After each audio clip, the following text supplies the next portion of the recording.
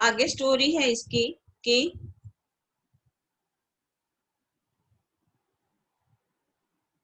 राम स्वरूप, जी हाँ, वह तो अभी आप देख लीजिएगा। मतलब वो कहते हैं कि हमारी लड़की है जो वो कैसी है वो अभी आप देख लेना। गोपाल प्रसाद कहते हैं देखना क्या है, जब आपसे इतनी बातचीत हो चुकी है तब तो ये रस्म ही समझिए। राम स्वरूप, हाँ हाँ हाँ, यह तो आपका मेरे ऊपर भारी एहसान है। गोपाल प्रसाद, और जायजा जन्म पत्र, जन्म पत्री मिलाती है ना शादी से पहले, कि जन्म पत्री मिलाकर देखते हैं, जन्म पत्री तो मिल ही गया होगा। राम स्वरूप जी, जायचे का मिलन क्या मुश्किल है, ठाकुर जी के चरणों में रख दिया था, बस खुद ब खुद ही मिला हुआ समझिए। गोपाल प्रसाद, ये ठीक कहा आपने, बिल्कुल ठीक, थोड़ी देर रुक कर, लेकिन यह जो मेरे कानों में भनक पड़ी है ये तो गलत है ना। राम स्वरूप चौंक कर पूछता है, क्या भनक पड़ी है? गोपाल प्रसाद कहते हैं कि गोपाल प्रसाद कहते हैं ये पढ़ाई लिखाई के बारे में। जी हाँ, साफ बात है, हमें ज्यादा पढ़ी लिखी लड़की नहीं चाहिए। अब उसको क्या लगता है कि गोपाल प्रसाद कहता है कि मुझे लड़की पढ़ी लिखी नहीं चाहिए, ठीक है, वो उसको पहले ही बता देता है।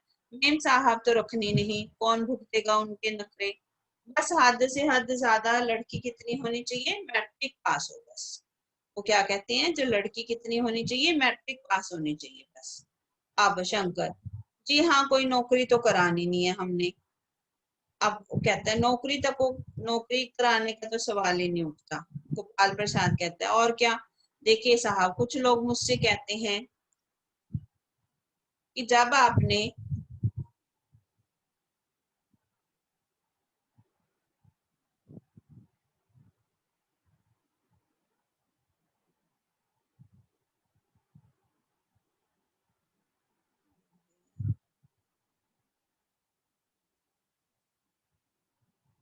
हाँ जी, और क्या साहब, देखिए जो कुछ लोग मुझसे कहते हैं कि जब आपने लड़के को बीए में तक पढ़ाया तो उनकी बहुएं भी ग्रेजुएट लेके आई है। भला वो कहता है कि आप देखो गोपाल प्रसाद कैसा है, वो कहता है कि इनके ठेकेदारों से क्या लड़कों की पढ़ाई और लड़कियों की पढ़ाई क्या एक बात है, मतलब इन अकल के ठेकेदारों से पूछो। अरे मर्दों का काम तो पढ़ना लिखना और काबिल बनना है, और औरतों का काम, अगर वो भी, अगर औरतें भी मर्दों वाले काम करने लगी, अखबार पढ़ने लगी, पॉलिटिक्स करने लगी, तो हो चुकी गृहस्थी। जनाब, मोर के पंख होते हैं मोरनी के नहीं, शेर के बाल होते हैं शेरनी के नहीं। राम स्वरूप, जी हाँ, मर्द की दाढ़ी होती है औरत के नहीं। इस तरह से वो मर्द औरत में फर्क करने की कोशिश करते हैं। ठीक है, कि वो कहते हैं, वो ये बोलते हैं कि मर्द है जो उसको सारे इख्तियार हैं, सारे जो, वो कहता है कि सारे जितने भी जो है अधिकार हैं वो मर्दों को। ठीक है, अब लड़कियों की शिक्षा के बारे में जो है वो नहीं बोलता, उसके हक में नहीं है। शंकर भी हंसता है, मगर गोपाल प्रसाद गंभीर हो जाते हैं। गोपाल प्रसाद कहते हैं सही भी है, कहने का मतलब यह है कि कुछ बातें दुनिया में ऐसी हैं जो सिर्फ मर्दों के लिए हैं, जैसे कि ऊंची तालीम या पढ़ाई लिखाई। राम स्वरूप शंकर से कहता है अपने नौकर से, चाय और लीजिए। शंकर, धन्यवाद, पी चुका। राम स्वरूप कहता है, आप कहता है, बस अब खत्म, आपने तो कुछ खाया ही नहीं, चाय के साथ टोस्ट नहीं था, क्या बताएं, वह मक्खन, नाश्ता ही तो करना था साहब, कोई पेट तो भरना था नहीं, फिर टोस्ट वोस्ट में खाता भी नहीं। ठीक है, राम स्वरूप मेज को एक तरफ सरका देता है, फिर अंदर के दरवाजे की तरफ मुंह करके कहता है, जरा पान भिजवा दो। सिगरेट मंगवाऊं? गोपाल प्रसाद, जी नहीं। अब पान की तस्वीर लिए कौन आती है? उमा आती है, सादगी के कपड़े और गर्दन झुकी हुई है। बाबू गोपाल प्रसाद आंखें गड़ाकर और शंकर आंखें छिपाकर उसे ताक रहे हैं। ठीक है,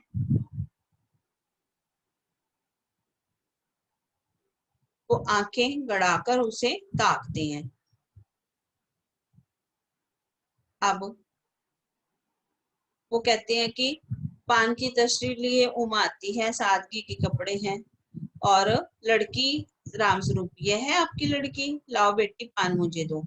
उमा पान की तश्तरी में से जो है अपने पिता को देती है, उस समय उसका चेहरा ऊपर को उठ जाता है, नाक पर रखा हुआ सोने की रिंग वाला चश्मा दिखता है, बाप बेटे चौंक जाते हैं। गोपाल प्रसाद और शंकर चश्मा, रामस्वरूप जरा सक पकाकर, मतलब घबरा जाता है। मैं तो पिछले महीने ही इसकी आंख दुखने आ गई थी, सो कुछ दिनों के लिए चश्मा लगाना पड़ा। अब वो ये बोलता है। ठीक है, अब आगे पढ़ाई वढ़ाई की वजह से तो नहीं है कुछ, दोनों बातें करते हैं। नहीं नहीं, बैठो बेटी। उमा वहां बैठ जाती है बाजे बाजे के पास। चाय में कुछ खराबी नहीं है, चाल में तो नहीं कुछ खराबी पूछती है, नहीं। चेहरे पर भी छवि, हाँ छवि है, मतलब तेज है, चमक है। कुछ गाना बजाना सीखा है? रामस्वरूप, जी हाँ, इसको बाजा और सितार बजाना आता है। सुनाओ तो एक आधा गीत। उमा सितार उठाती है। थोड़ी देर बाद वो मशहूर गीत है, मेरे तो गिरधर को पाल दूसरों न कोई, गाना शुरू कर देती है। स्वर से जाहिर होता है कि उसे गाने का अच्छा ज्ञान है। उसके स्वर में तल्लीनता है। तल्लीनता मतलब क्वालिटी अच्छी है, मगन होकर गा रही है। यहाँ तक कि उसका मस्तक उठ जाता है। उसकी आंखें शंकर की झेपती आंखों से मिलती हैं और वह गाते गाते एक साथ रुक जाती है।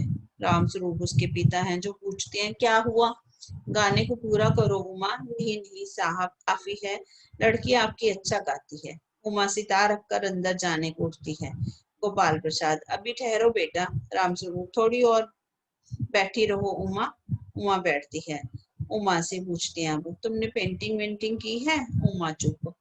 अरे हाँ, वह तो बताना ही भूल गया, जो तस्वीर टंगी है कुत्ते वाली, इसी ने खींची है, और वह उस दीवार पर भी।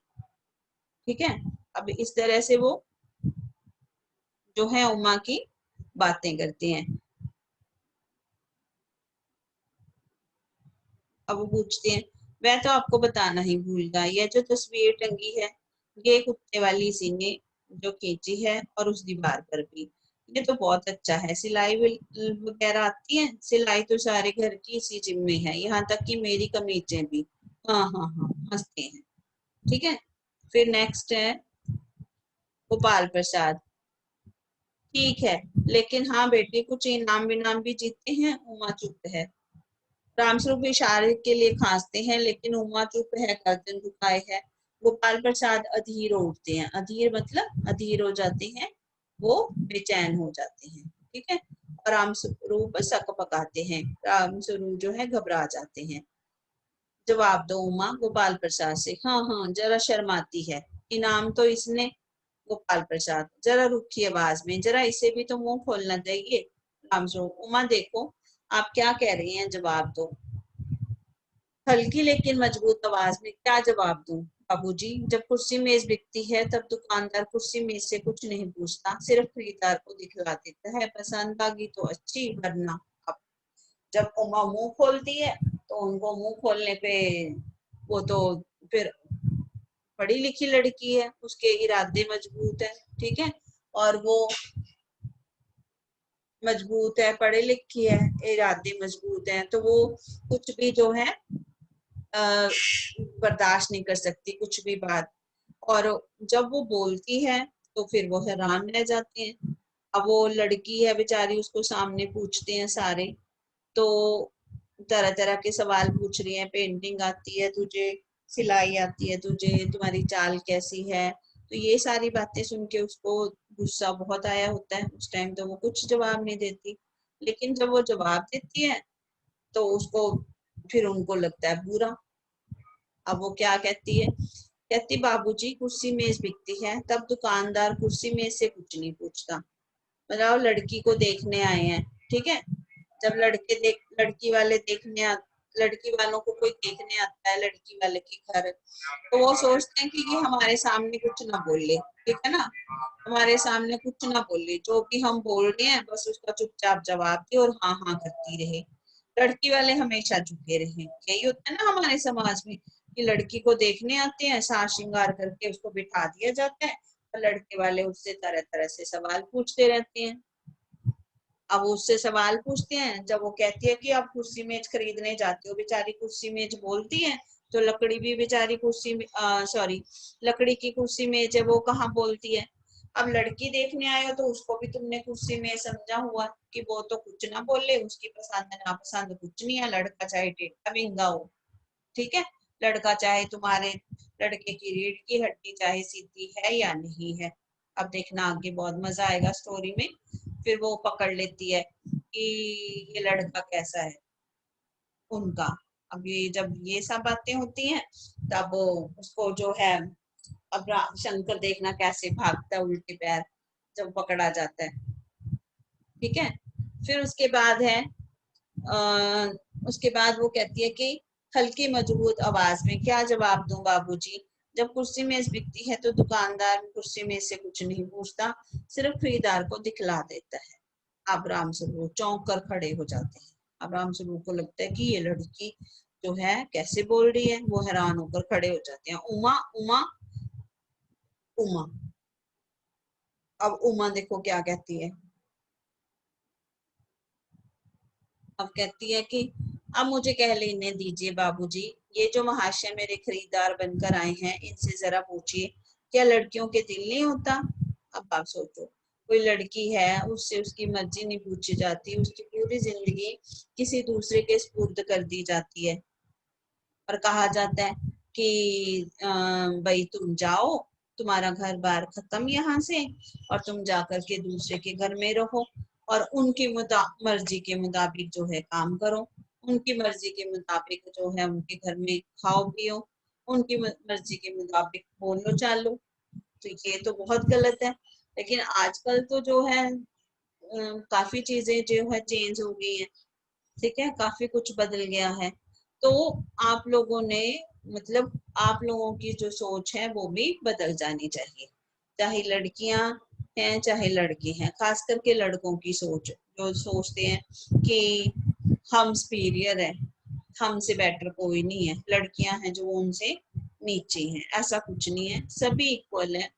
सभी का दिमाग, सबका जो सबका दिमाग है, सबकी एक्टिविटी है जो सब बराबर है। ठीक है, सबका माइंड शार्प है, सब हर कोई कुछ भी कर सकता है। किसी को कम आंकना ये गलत बात है।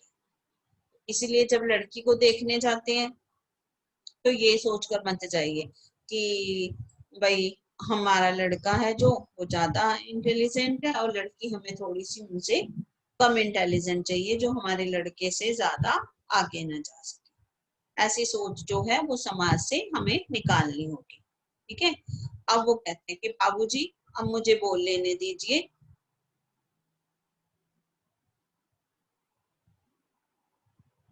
अब कहते बाबूजी मुझे बोल लेने दीजिए,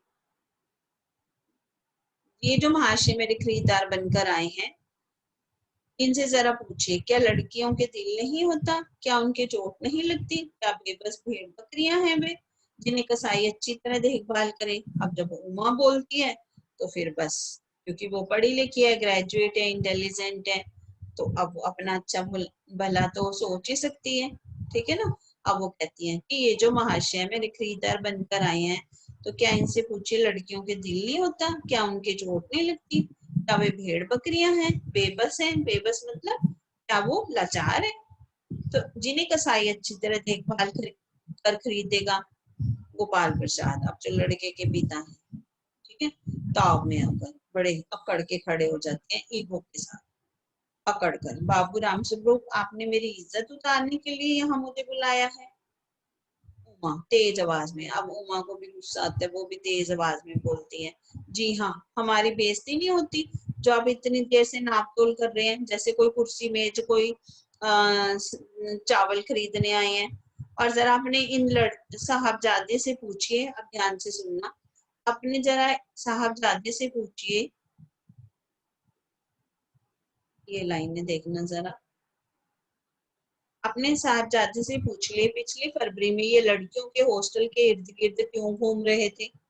अब बताते हैं कि उसका करेक्टर कैसा है। ये जो लड़का है शंकर, उमा इसको पहले से जानती है। ये जो शंकर है ये आवारा है और ये लड़कियों के हॉस्टल के इर्द गिर्द क्यों घूम रहा था और वहां से कैसे भगाया गया था।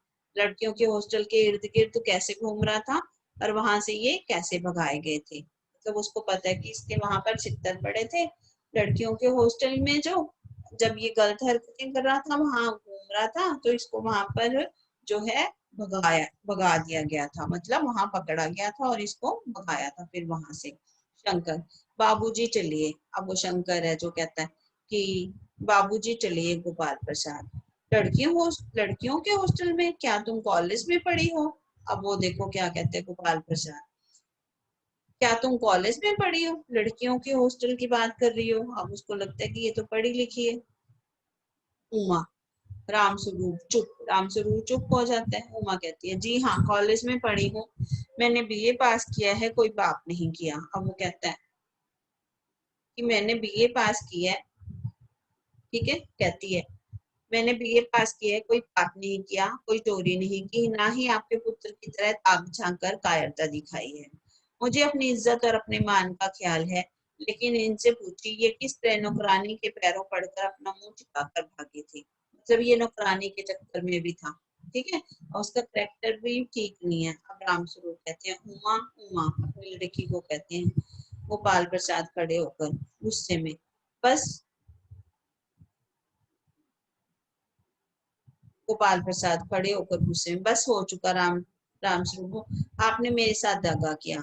आपकी लड़की बीए पास है और आपने मुझे कहा था कि सिर्फ मैट्रिक तक पढ़ी है। लाइए मेरी छड़ी कहाँ है, मैं चलता हूँ। बे ढूंढ कर उठाते हैं, बीए पास, उफ़ो, गजब हो जाता है झूठ का भी कुछ ठिकाना नहीं। आओ बेटे चलें। अब उसको लगता है कि लड़की पढ़ी लिखी है, तो वो कहते हैं कि हाँ ये क्या मतलब इन्होंने हमें झूठ बोला कि उनका लड़का तो उनको पता ही था करेक्टरलेस है, और उसने ग्रेजुएशन भी नहीं किया, और लड़कियों के हॉस्टल से उसको मार मार कर भगाया गया था, ठीक है। तो उमा, जी हाँ जरूर चले जाइए, लेकिन घर जाकर यह पता लगाइएगा कि आपके लाडले बेटे की रीढ़ की हड्डी है भी या नहीं, यानी कि बैकबोन, बैकबोन मतलब उसकी रीढ़ की हड्डी है जो जो है वो टूटी हुई थी। टूटी हुई का मतलब ये था कि उसकी रीढ़ की हड्डी है जो वो सीधी नहीं थी, वो अपनी वो सीधा खड़ा नहीं हो सकता था। एक तरह से ये इस तरफ भी इशारा किया गया कि उसका जो इंसान का व्यक्तित्व होता है, उसकी पर्सनैलिटी होती है, वो किसके ऊपर डिपेंड करती है, उसके करेक्टर के ऊपर। और जिसका करेक्टर अच्छा नहीं है तो इसका मतलब उसकी पर्सनैलिटी, उसका व्यक्तित्व भी अच्छा नहीं है। तो इसी तरह से शंकर है जो, उसकी रीढ़ की हड्डी की तरफ इशारा करके ये समझाया गया है कि जिसका करेक्टर अच्छा नहीं उसका व्यक्तित्व भी अच्छा नहीं। तो रीढ़ की हड्डी उसकी है नहीं, तो मतलब कि उसकी बैकबोन नहीं है, मतलब कि उसका चरित्र है जो अच्छा नहीं, और उसका व्यक्तित्व भी अच्छा नहीं है, ठीक है। तो रीढ़ की हड्डी को क्या बनाया गया, इसमें माध्यम बनाया गया समझाने के लिए, यानी बैकबोन, बैकबोन गोपाल प्रसाद के चेहरे पर बेबसी का गुस्सा है। अब गोपाल प्रसाद को गुस्सा आ जाता है, ठीक है, गोपाल प्रसाद को गुस्सा आ गया कि उनके लड़के के रुलासापन दोनों बाहर चले जाते हैं। और गोपाल प्रसाद को बेबसी का गुस्सा है, उनके लड़के के मुंह पर रुलासापन है, मतलब कि अब वो शर्म के मारे जो है सोचता है कि मेरी चोरी पकड़ी गई। रामस्वरूप कुर्सी पर दम से बैठ जाते हैं। अब लड़की के पिता, उनकी हालत क्या है, अब देखो लड़की के पिता वो बेचारे क्या करें, उन्होंने तो झूठ भी बोला अपनी लड़की की शादी करवाने के लिए कि चलो लड़की की जो शादी है वो हो जाए, तो अपनी लड़की की शादी करवाने के लिए उस ऐसा जो कुर्सी है उस पर दम से बैठ जाते हैं। उमा सहसा चुप हो जाती है।